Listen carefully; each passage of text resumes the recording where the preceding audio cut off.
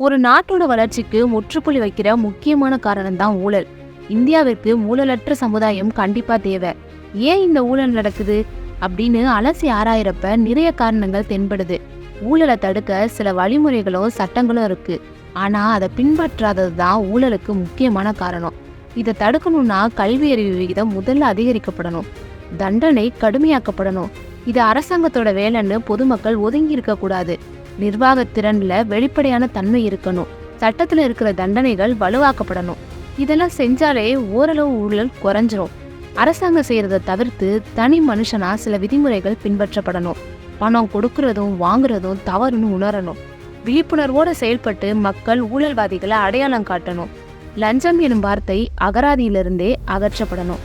அரசாங்கம் சில சட்டத்திட்டங்களை வச்சிருக்கு. அதுல முக்கியமான 5 சட்டங்கள் தான் இந்திய தண்டனை சட்டம், வருமான வரி சட்டத்தின் வழக்கு பிரிவு, பினாமி பரிவர்த்தனை சட்டம், பண மோசடி தடுப்பு சட்டம், ஊழல் தடுப்பு சட்டம்.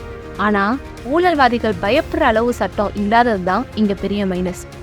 வேலை வாய்ப்பின்மை, கல்வி அறிவின்மை கூட இதுக்கு காரணம். ஒரு சமுதாயத்தோட அழுக்கு ஊழலா இருக்கிறப்ப தனிமனித ஒழுக்கம் கிருமி நாசினியா இருந்துச்சுன்னா இந்த சமுதாயம் கண்டிப்பா நல்லா இருக்கும்.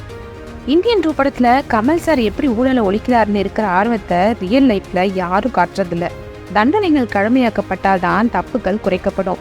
ஏன்னா இந்தியன் தாத்தாவோ அன்னியனோ இங்க அவதரிக்க மாட்டாங்க. அதுக்கு சட்டத்துல இடமும் இல்லை. ஊழல் இல்லாத சமுதாயத்தை நம்ம எதிர்கால சந்ததியினரும் பார்க்கட்டுமே.